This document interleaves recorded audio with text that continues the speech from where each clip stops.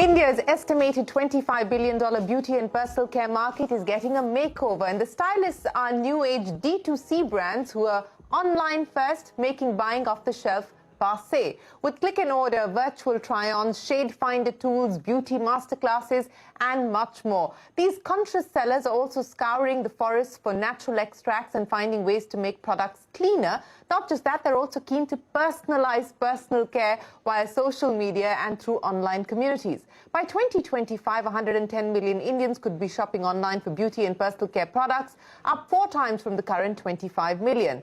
Turning the online personal care and beauty opportunity into a $4.4 billion market. And it's not just the consumers who are smitten by this direct-to-consumer revolution. Between 2014 and 2020, venture capital investors have pumped in $1.4 billion into D2C brands, of which 54% have gone into beauty and the fashion segments. Some of the world's largest FMCG brands figure among the investors, with many of them even acquiring these fast-growing startups. It's clear the opportunity is immense, but turning these disruptive brands into profitable businesses requires scale, volume, and in most cases an omni-channel approach. In fact, a D2C founder recently said that it has never been easier to launch a brand, it's never been more difficult to scale it either. And that brings me to the question that we're asking today. What does it take to build a disruptive D2C beauty and personal care brand in India? Hello and welcome to Young Turks, India's longest running show on startups and entrepreneurship. I'm Shereen Bhan. To discuss this further, we're joined by Pritesh Asher, the co-founder of Juicy Chemistry,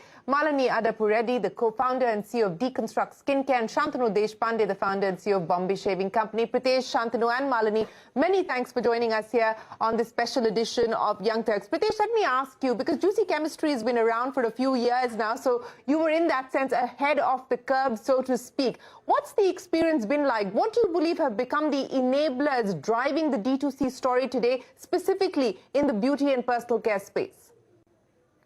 I think over the years, a lot of things have changed as far as our startup journey has been concerned. When we started off, there was not much awareness, I would say, on the D2C segment. These words were not very commonly used back then. When we started off, obviously, as a D2C brand, things started becoming more cluttered, I would say, in the last 2 or 3 years. Like you rightly said, it's never been more difficult to scale, given the kind of competition that is there and almost lack of barrier to entry in this segment. Like you rightly mentioned, it's a $25 billion industry growing at about 9 to 10% CAGR for the next 5 years.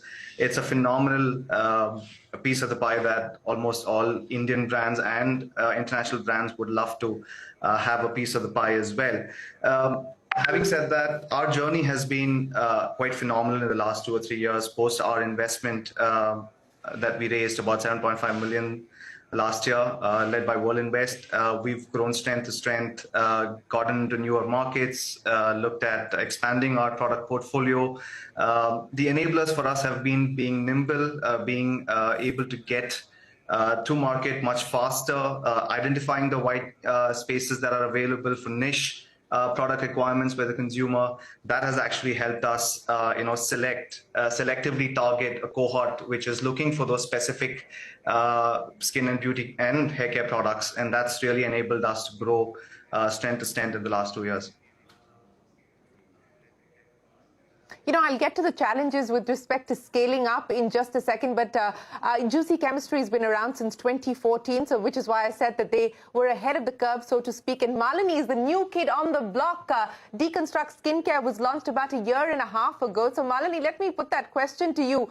A, what made you want to get into this space? B, Pritesh said that it's easier today to sell. It's harder to scale up because this is also becoming now an increasingly competitive and hopefully not yet commoditized market, but perhaps on its way to becoming that. So what was the specific pain point that you wanted to address, and what's this 1.5 year journey for you been like? Yeah, so I think for me, starting off Deconstruct has been a very personal journey.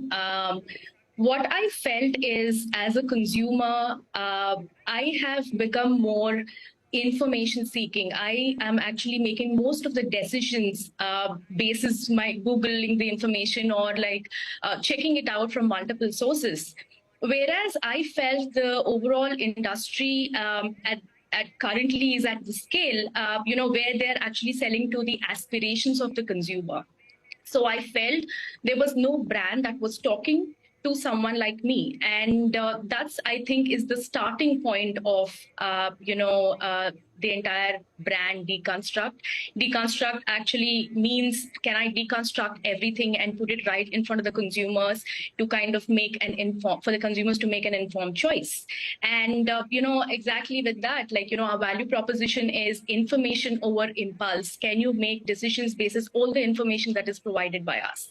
And that's basically the entire inspiration for me to start this brand. And of course, from a business perspective, I think India is still at a nascent stage with beauty and personal care. There's a lot more innovation. There's a lot more penetration to be explored in the market. From a wallet share perspective, India still spends much lesser than even similar per capita nations with respect to beauty and personal care. That means there's a lot of scope and there's a lot of scope for innovation as well as penetration into the market. And, this is basically the reason why I would say I thought this is the right brand to start in this specific market. And then coming to your second question, yes, it's never been probably easier, as you mentioned, to start a brand, but it's also very difficult to scale a brand. But when you are actually starting a brand, I think the most important thing is, do you understand the pulse of the consumer?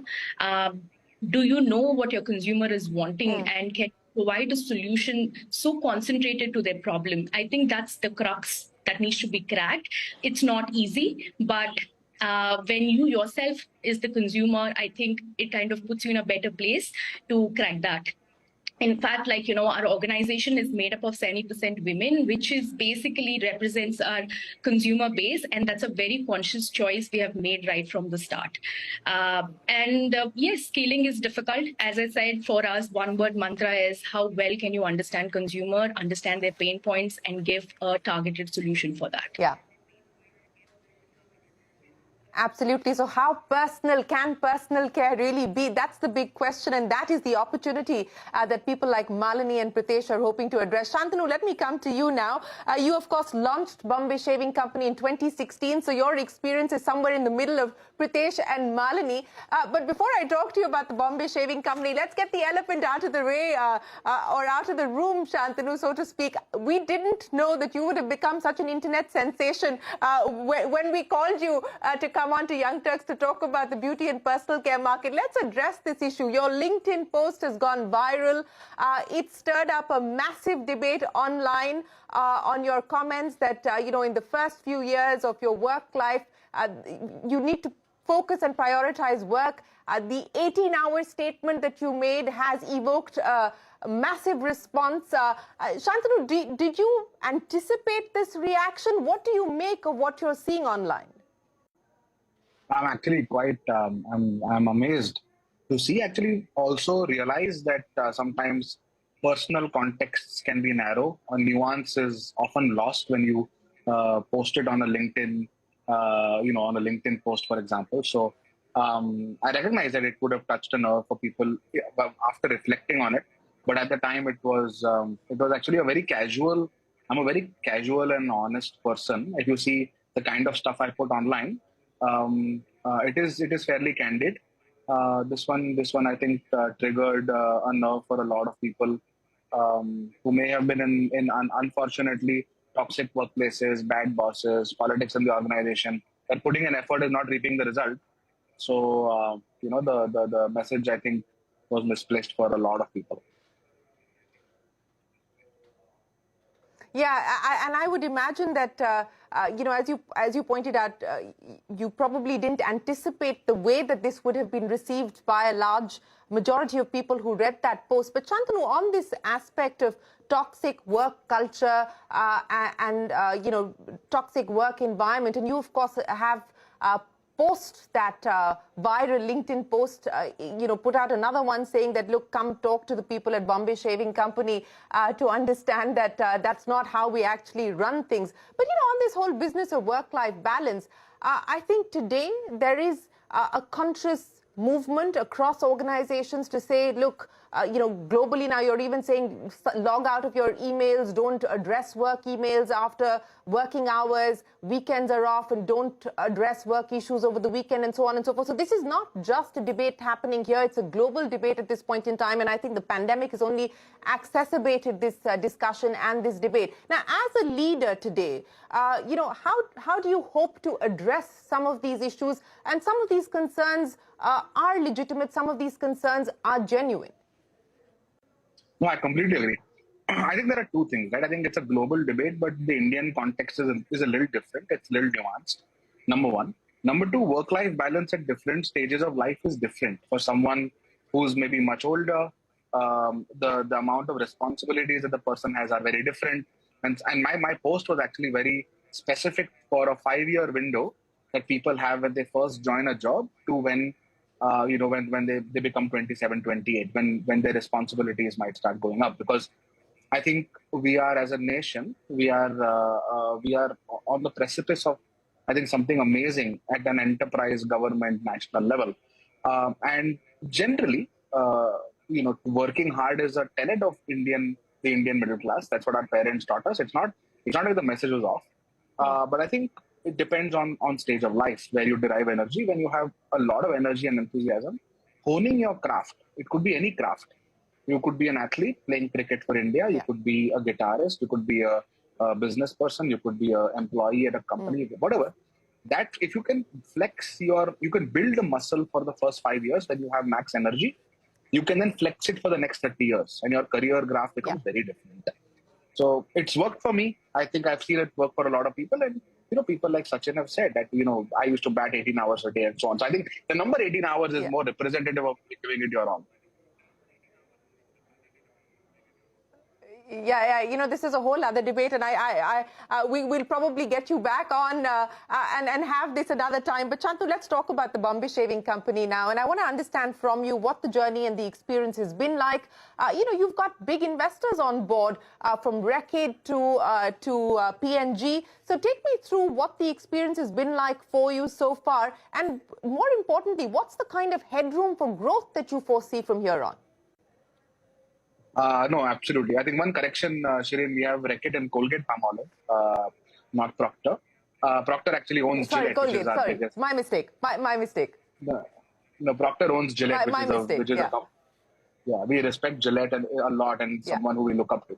So Bombay Shaving Company started as a premium shaving brand. We have kind of evolved into a hair removal brand with a lot of adjacencies in beauty and skincare, but we are at the very core hair removal. Any unwanted hair on your body, whether you're a man or a woman, we want to give you a sensorial experience, a joyous experience to remove it, because we believe if you remove unwanted hair, for example, someone like me, I'm bald. I like to remove hair on my head. Pritesh looks like someone who clean shaves, so someone like him wants a clean shave. If Malini wants her eyebrows trimmed more often than not, I think we want a product for everyone, and we believe that the delta in personal perceived self-beauty is highest when you remove unwanted hair in a nice way. So that's where we have evolved. We are now roughly a 250 crore net brand per year, of which almost 20% comes from our women's business, which is a brand called Bombay, which we launched 1 year back. I believe both those businesses are very different. Hair removal for men and hair removal for women are very different businesses with different headrooms for growth. I think for men, it's a offline heavy grab and go category where we are taking on incredible incumbents. So we'll have to focus on innovation, well-priced products, and high quality of competitive experience, right? With women, I think for Bombay, we really need to focus on innovation, making sure that women's hair removal needs are very, very diverse across body parts. And right now the market is very, very underserved. Unlike men, where there are good trimmers and razors and shaving creams, but for women that doesn't exist, right? So there we need to be market leaders and market creators. And honestly, I think that's a different challenge. But again, the market there is almost 3 times as big as the one in men. So I think very different businesses, but headroom in both.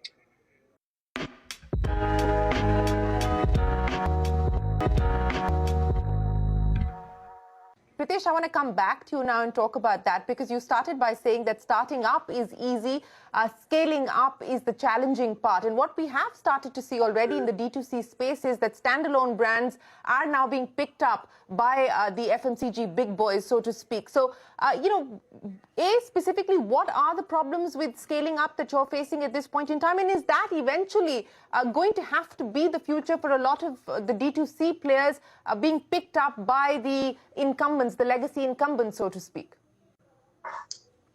So the predominant challenges that we face today as a D2C brand is obviously COVID really helped us give a lot of tailwinds to the efforts that we were putting on our online efforts. With things opening up as well, it's more focused towards our omni-channel growth now. People have gone back to shopping in their traditional ways, which is offline as well. 92% almost of all retail happens offline in India. Our penetration on online is yet very nascent. So one of the things that we are facing today is whilst we don't have much trouble in getting orders from our repeat customers, one of the things that has definitely moved quite a bit in terms of the cost factor is acquiring the new consumer to induce trials and therefore make sure that we have a good lifetime value out of this customer. So essentially what we are having to face is having to spill out a larger sum of the money to get this consumer to try our product for the first time. And I think that has been a case for the last one odd year now, where it's consistently on the rise because of many brands trying to come in on the online space and also wanting a space in the same advertising field as we are. So the consumer online has not grown so much, but the number of brands that are playing within this vertical has grown multifold in the last year or so. So obviously the demand and supply is disproportionate at this point, and hence having to shell out a lot more money. The other thing that we are facing today is offline touch points were not so much available for us because we focus too much on D2C.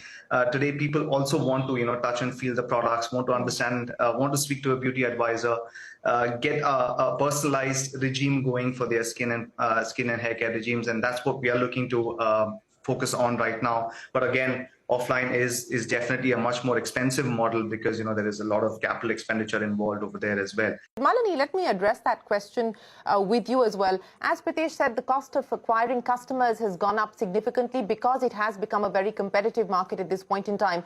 How much of a challenge is that for you? What do you do to de-risk yourself? I know every brand is sort of trying to work on a strategy of communicating specifically with different kinds of communities that you wish to address, and perhaps to start with, profit will be in the niches as well for some of the brands like yours. But what's the strategy there on the marketing side? And more importantly, what are the challenges on the manufacturing side? Because we haven't spoken about that at all.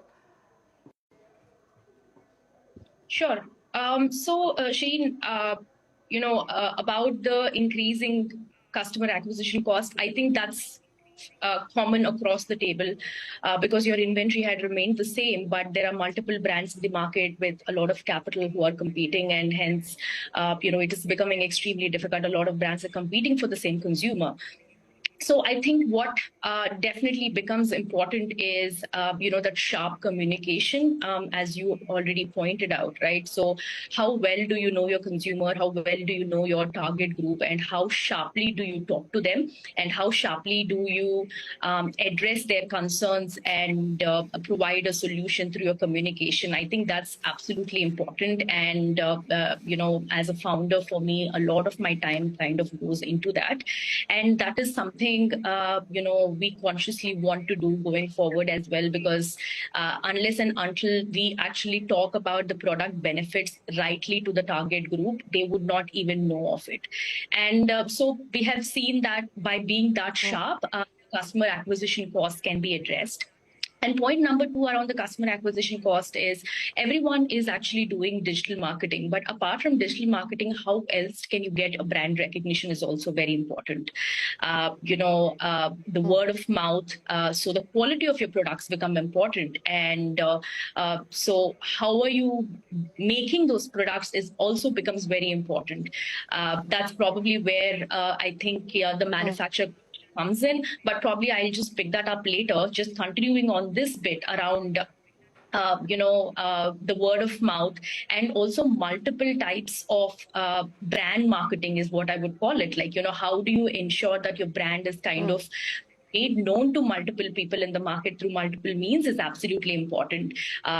Because as Pritesh was mentioning, right, you need to ensure that your brand kind of gets picked up by most people. And that only happens when you are there shouting out saying that, hey, listen, I am here, looking out for a need for yours. So, that can be done in multiple means. It could be probably done through influencers. I mean, that's a very tried and tested method, but you can pick up some sort of celebrities, or you can do it in multiple means. But the idea is, apart from the digital or the performance marketing, how else are you putting the brand out there and making sure that a lot of people are aware of it for them to even try out your brand?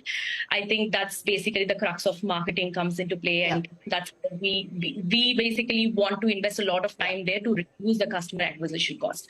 Coming to the manufacturing bit, yes. So we basically, as a brand, what we do is we try to do a lot of focus groups, a lot of consumer interactions before we actually bring out any product in the market.